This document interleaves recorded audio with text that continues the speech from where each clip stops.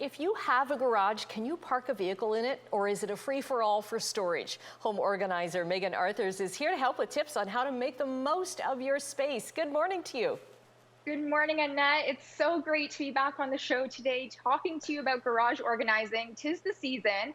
As I like to say, summer is always a great time to clear the clutter in the garage. You know, we've been relying on this space heavily over the past year, the long winter months, the pandemic, storing delivery boxes and furniture and toys that we haven't gotten around to donate yet. So it's always a great time to clear the clutter this summer and hopefully, like you said, park the car in the garage. Right, so what's the first step? Is it getting everything outside? And I'm guessing you want to do this on a nice day.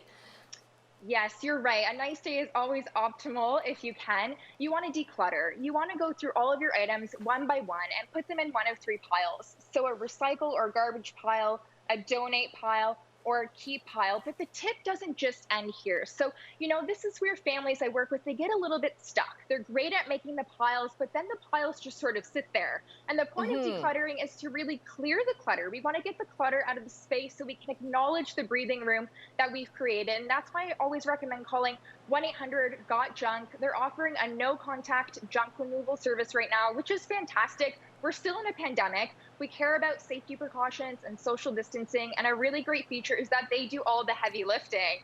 You know, oftentimes we don't get our items out of the garage because they're bulky, they're hard to maneuver, they're too heavy. So 1-800-GOT-JUNK, they come to your garage and they pick up your items right from where they're located in the garage. All you have to do is point and your junk disappears, like they say. And another really great feature is that they do donate and recycle when possible. It's nice to know that, you know, your items aren't just going to a landfill and they are going to a good cause.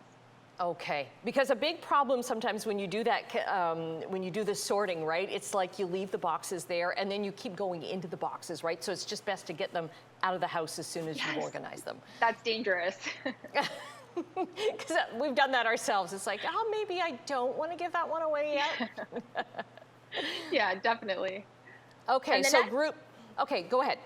Yeah, the next step is to group, contain, and label. So you want to group all of your like items together. So your small tools and accessories like your screws, your microfiber cloths, your bungee cords, your tape, your medium-sized tools together, your seasonal tools together, your outdoor holiday tools together, your decorations together.